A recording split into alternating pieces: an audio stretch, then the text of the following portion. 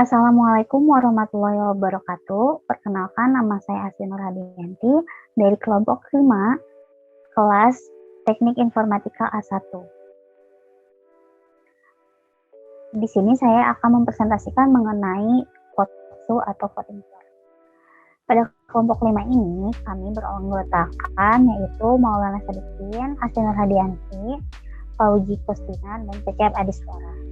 VOTSU adalah sebuah digitalisasi dari sistem informasi voting suara untuk pemilihan ketua dalam sebuah organisasi. Selain itu, VOTSU adalah aplikasi berbasis online untuk pemilihan suara. VOTSU juga merupakan solusi terbaik untuk sebuah organisasi melakukan voting suara untuk ketua himpunan secara mudah, aman, dan adil. Mengapa kita membutuhkan VOTSU? 1. Karena aplikasinya simpel dan mudah digunakan. 2. Menghindari adanya kecurangan dalam sebuah organisasi. 3. Yaitu menghindari adanya pemilih gelap ataupun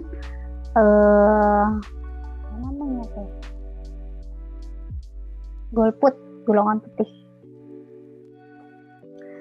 Mengapa kita membutuhkan VOTSU? 1. Karena simpel dan mudah digunakan. Yang kedua, menghindari adanya kecurangan dalam pemilihan di sebuah organisasi. Yang ketiga, yaitu menghindari adanya pemilih gelap. Yang keempat, yaitu bisa digunakan di mana saja dan kapan saja oleh orang-orang. Yang kelima, menggunakan teknologi terbaru. Apa saja teknologi yang digunakan dalam pembuatan VOTSU? Yaitu 1. UNO CSS dalam filing aplikasinya. Yang kedua, Vue.js untuk di bagian front end. Yang ketiga, yaitu TypeScript. Yang keempat, yaitu Nest.js untuk di bagian backend. Yang kelima, yaitu PostgreSQL untuk di bagian database-nya, dan Docker adalah sebagai penghubung satu sama lain. Yang kelima, blockchain, yaitu untuk hasil dari pemilihan. Ini adalah skema ERD dalam VOTSU. Di sini di dalam VOTSU itu ada 3 rules. Yaitu rules yang pertama sebagai panitia, yang kedua sebagai pemilih, yang ketiga sebagai kandidat. Di sini kita akan dalam user table yaitu ada ID yang akan disambungkan yaitu ke dalam user ID kandidat, dan ini bagaimana vote-nya. Yang kedua yaitu student ID, first name, last name, email, password, rules, dan dia memilih apa kayak gitu.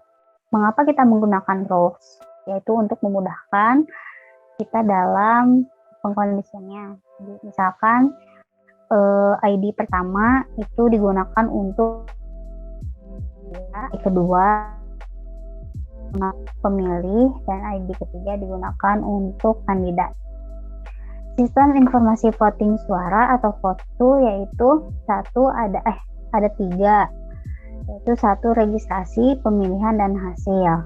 Pada proses registrasi terdapat pendaftaran untuk membuat akun pada setiap mahasiswa teknik informatika. Di aplikasi ini dikhususkan untuk mahasiswa teknik informatika. Jika sudah membuat akun, maka kita akan masuk ke dalam aplikasinya. Yang kedua, kita akan memilih dari kandidat yang kita mau.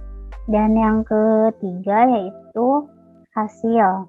Hasil ini terdapat perhitungan hasil pemungutan suara, pengumuman hasil dari pemungutan suara dari kandidat yang terpilih.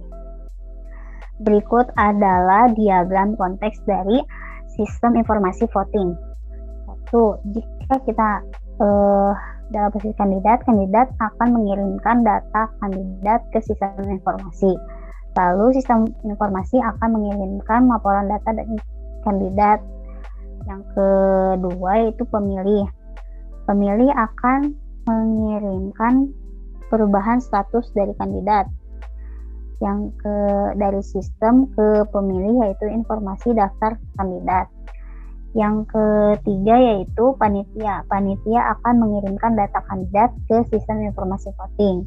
Kemudian sistem informasi voting akan menampilkan laporan hasil pemilihan kepada panitia. Berikut adalah data flow diagram atau DFD level 1 untuk di sini terdapat pemilih kandidat dan panitia. Pada saat kita menjadi kandidat akan memasukkan data untuk pemilihan. Kemudian ada pengisian data diri ke kandidat, yaitu ke pendaftaran. Untuk pemilih akan mengisi data diri sebagai pemilih, kemudian akan melanjutkan pendaftaran.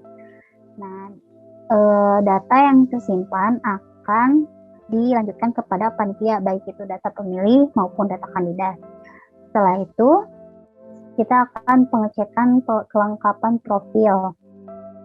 Dan selanjutnya, kandidat atau pemilih akan melakukan pemilihan oleh pemilih dan kandidat yang akan dipilih. Kemudian kandidat terpilih akan menampilkan.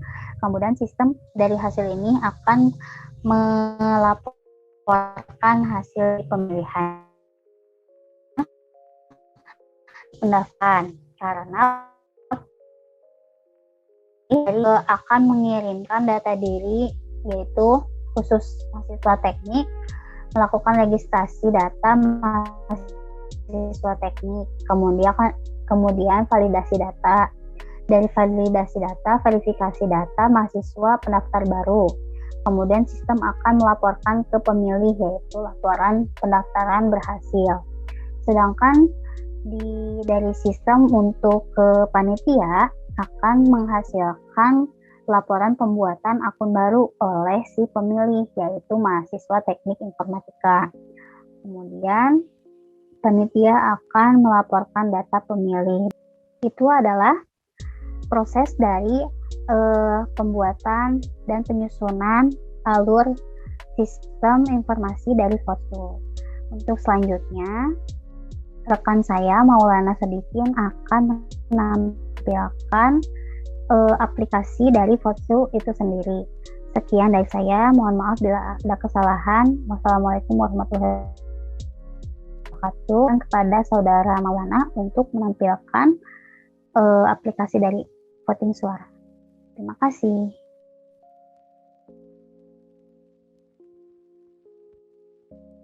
Oke. Assalamualaikum warahmatullahi wabarakatuh. Sebelumnya mohon maaf kepada Bu Yeni selaku dosen pengampu pada mata kuliah PSI. Oke, jadi kenapa saya lama dalam proses development? Pertama, ya yang jadi developernya saya sendiri, kemudian untuk aplikasinya itu terbagi menjadi dua. Ada Potsu API alias backend-nya. Di sini saya menggunakan Nest.js. Nah, di sini sudah rampung ya, ada kandidat, election, common, sama out. Nah, out ini untuk autentikasi menggunakan JWT ya atau JWT. Itu autentikasi yang paling mutakhir menggunakan sistem token. Nah, ini untuk kandidat.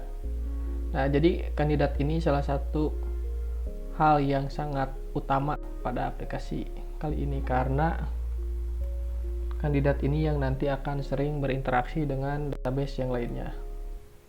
Oke, sekarang saya akan menunjukkan model dari skema database-nya. Pertama ada model user. Nah, model user ini punya ID, full name, email, student ID, grade, department, role ID, hash, hashed RT, dan institution. Nah, ID ini sifatnya default dan auto increment, yang artinya ID akan selalu bertambah secara otomatis. Kemudian ada full name. Full name-nya berbentuk string karena nama itu ya pasti string. Kemudian email juga berbentuk string, dan di sini saya memasang dekorator unik ya, yang artinya email ini harus bersifat unik, jadi tidak boleh sama. Kemudian ada student ID. Nah, student ID ini yaitu NIM ya, nomor induk mahasiswa. sama berbentuk string. Kenapa berbentuk string? Karena nim ini tidak akan kami gandakan atau tidak akan kami jumlahkan. Dan juga untuk nim dia bersifat unik. Lalu ada grade. Nah, grade ini itu kelas ya, seperti A1, A2, A3, B1, B2, dan seterusnya. Lalu ada departemen. Nah, departemen ini itu prodi. Lalu ada role. Role ini untuk membedakan mana panitia dan mana pemilih. Hash ini tuh password. Jadi pada aplikasi yang kami develop, password itu tidak langsung menggunakan string mentah, tapi dihash dulu menggunakan base 64. Lalu ada hashed RT. Nah, ini maksudnya itu kami mendevelop aplikasi ini, autentikasinya menggunakan JWT, dan RT ini refresh token. Lalu ada isChosen. isChosen ini untuk membedakan mana user yang sudah memilih dan mana user yang belum memilih. Kemudian ada createAdd. createAdd ini memunculkan user ketika dibuatnya kapan. Kalau updateAdd ini menunjukkan user terakhir dirubahnya kapan. Lalu ada election. Nah, table election ini digunakan untuk menampung kandidat yang terpilih oleh user. Oke, selanjutnya ada table kandidat. Nah, table kandidat ini kurang lebih isinya sama. Terdapat ID, full name, email, student ID, grade, dan departemen. Yang membedakan adalah kandidat tidak mempunyai password ya. Karena sesungguhnya kandidat ini tidak perlu login. Dan kandidat ini juga hanya bisa dibuat oleh panitia. Namun untuk mengakses datanya itu sudah saya buat publik. Seperti contoh di sini. Saya memasang deklarator publik untuk get kandidat. Yang artinya ketika kita ingin nge-get kandidat atau kandidat siapa saja yang menyalonkan diri, ini tidak perlu proses autentikasi. Begitupun dengan get by ID. Get by ID pun tidak memerlukan autentikasi. Tapi untuk update dan create itu memerlukan autentikasi dan harus role-nya itu panitia. Karena jika bukan panitia maka akan dicekal. Baik, selanjutnya ada election juga ya. Nah, election ini untuk menunjukkan user siapa saja yang memilih kandidat ini. Kemudian di sini ada table election. Nah, table election ini yang penting. Saya membuat table election ini sebagai pivot table dan sebagai table untuk mempertemukan antara user dan kandidat. Di sini ada ID, user ID bersifat unik ya. Kenapa bersifat unik? Karena kita harus mengecek apakah user ini sudah memilih kandidat sebelumnya atau belum. Jika sudah memilih, maka akan dicekal. Nah, untuk pengecekan memilih atau belumnya, ada di election service. Nah, di sini saya membuat suatu fungsi untuk mengecek apakah user ini sudah memilih atau belum menggunakan Prisma find unique. Kemudian dicek usernya. Jika misalkan ternyata usernya sudah memilih, di sini akan muncul error you already voted, yang artinya kamu sudah memilih. Kalau misalkan usernya belum memilih, maka akan dilanjutkan ke fungsi create ya. Itu mengirim user ID dan kandidat ID. Ya, user ID ini yang milihnya, kandidat ID ini yang dipilih. Itu untuk skema database ya. Kemudian kita lanjut ke controller. Kita ke autentikasi dulu. Di sini ada controller. Nah, untuk register sendiri ini cukup panjang untuk dijelaskan dan cukup teknis, maka langsung saja kita praktekkan. Di sini saya menggunakan Postman untuk mengecek API-nya. Dan kebetulan API yang kita develop juga sudah online, jadi bisa langsung dicek. Di sini saya mau mencoba untuk register terlebih dahulu.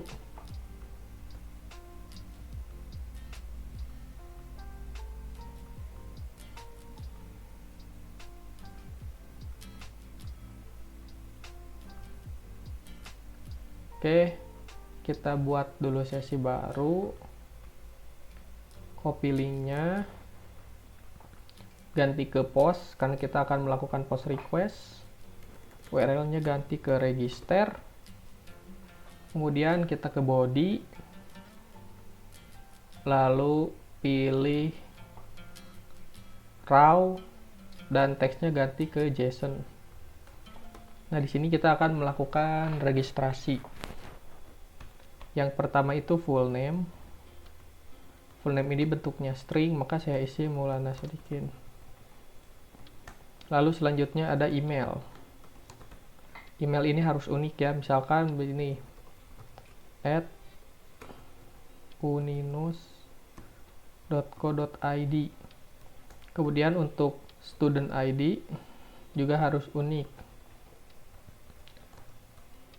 410.3706.2077. Selanjutnya ada departemen. Departemennya informatika. Kemudian ada grade. Grade-nya A1. Nah, sekarang kita coba send ya.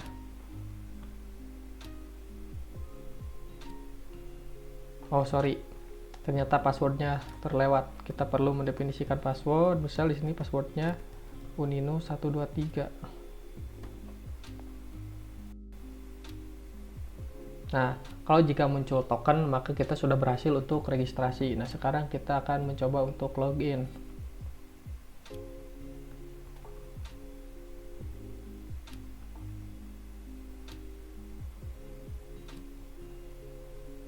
Nah, login tadi menggunakan email yang sudah kita copy sebelumnya. Untuk passwordnya tadi uninus123. Baik, sudah berhasil login, akan memunculkan sebuah token. Nah, token ini kita bisa gunakan untuk authorization, dan authorization-nya itu bertipe bearer token ya. Nah, kemudian kita akan mencoba membuat kandidat. Misal di sini kandidatnya Aldo. NIM-nya juga harus unik ya.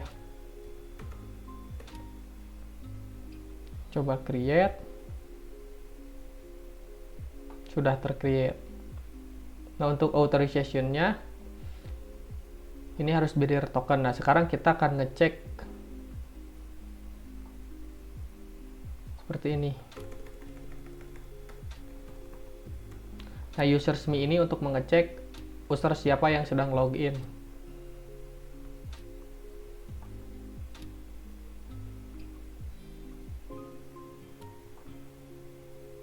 Ini unauthorized ya, karena di sini saya belum menerapkan authorization. Nah, misalkan pakai bearer token, kemudian kita paste token yang kita dapat. Access denied ya, karena ini localhost. Harusnya itu api.fotsu.herokuapp.com. Harusnya yang sudah online ya, kita ceknya.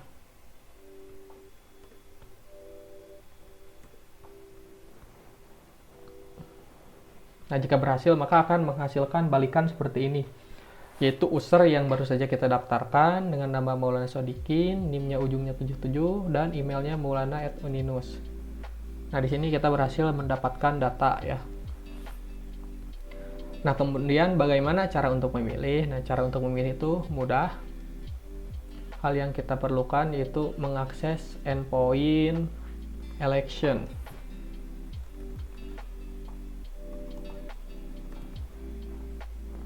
Kemudian di bodinya kita hanya perlu mengirim kandidat ID. Misalkan saya mau pilih yang kandidat ID 1. Jangan lupa authorization-nya dipasang. Jika tidak maka akan dianggap error. Kita coba send. Nah, di sini saya sudah berhasil memilih.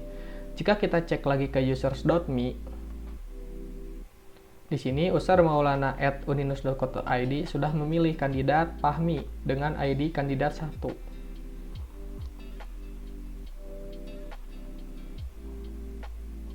Jika kita mencoba untuk melakukan pemilihan lagi, maka akan muncul error dengan message you already voted, artinya user yang sedang saya gunakan sudah memvoting. Ya, artinya juga berarti user ini tidak bisa lagi memvoting, jadi memvoting hanya dilakukan 1 kali saja. Kemudian di sini ada sedikit modifikasi di sisi user, yang mana ketika selesai ngevoting harusnya dia itu langsung is chosen-nya menjadi true.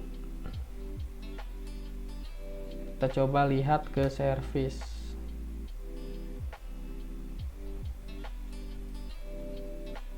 Nah, di sini bisa menambahkan function baru.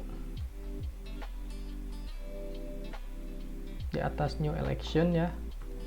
Cons user is chosen sama dengan wait this Prisma user dot update where ID. Ya udah, biarin ID aja. Kemudian apa yang akan kita update? Data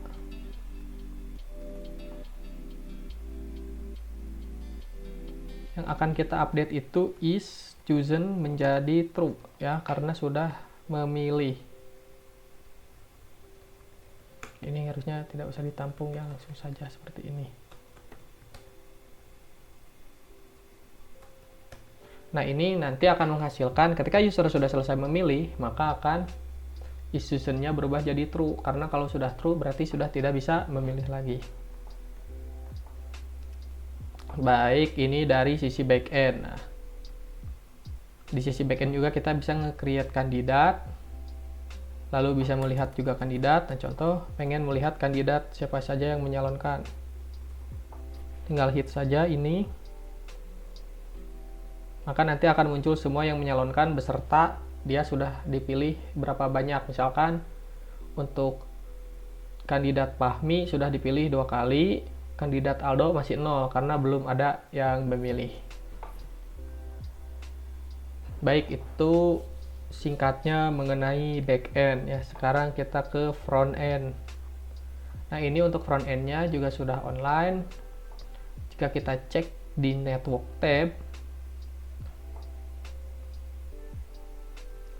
front end-nya ini juga sudah terintegrasi dengan API yang sudah saya buat. Nah, sekarang saya coba login dengan akun maulana@uninus.co.id. Passwordnya uninus123. Nah, bisa dilihat di sini ngehit endpoint login, menghasilkan token, kemudian menghasilkan endpoint me. Nah, ini hasilnya sama ya seperti yang di Postman, yaitu user saya sudah terpilih kandidat. Nah, ini kebetulan karena tidak cukup waktunya, harusnya kandidat yang ini, data dari kandidat dimunculkan di sini. Jadi jika sudah memilih, dashboardnya itu akan memunculkan suatu card kandidat yang terpilih.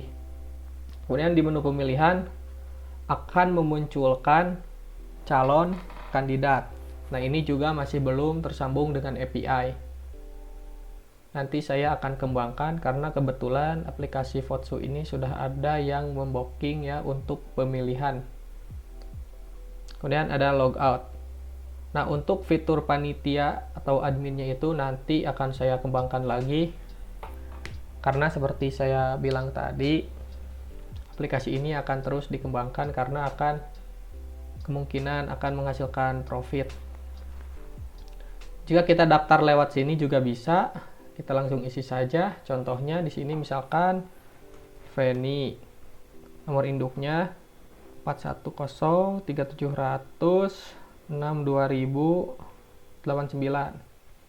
Nah, ini akan mendeteksi ya NIM-nya harus lebih dari 16 karakter, dan jika NIM-nya bukan pola dari informatika maka akan dimunculkan error NIM Anda bukan dari teknik informatika.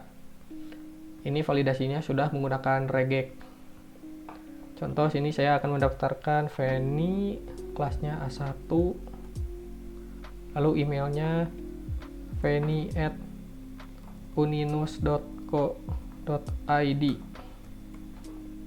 Kata sandinya uninus123. Uninus123. Setujui. Ini masih belum valid ya, karena masih belum ada yang sesuai. Misalkan yang ini kasih spasi. Sekarang tombolnya karena udah valid maka akan muncul. Coba daftar. Nah, jika kita coba login user Feni tadi di Postman, ini sudah bisa karena sudah terhubung. Contohnya di sini saya akan melakukan login. Out local login. Di bodinya kita isi email dan password yang tadi didaftarkan. Email feni@uninus.co.id, kemudian passwordnya uninus123. Kita coba login. Oke, berhasil login, mengembalikan token. Nah, sekarang kita akan cek menggunakan endpoint user.me. Ini saya ganti dulu jadi users.me. Nah, jangan lupa ganti tokennya dengan yang baru kita copy tadi. Jika di send. Nah, akun Feni ini itu hasil register dari front end ya. Nah, ini sudah terhubung juga. Nah, akun Feni tadi juga bisa kita login di sini.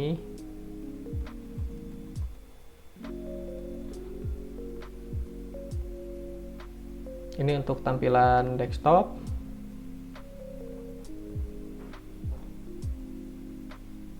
Ini tablet.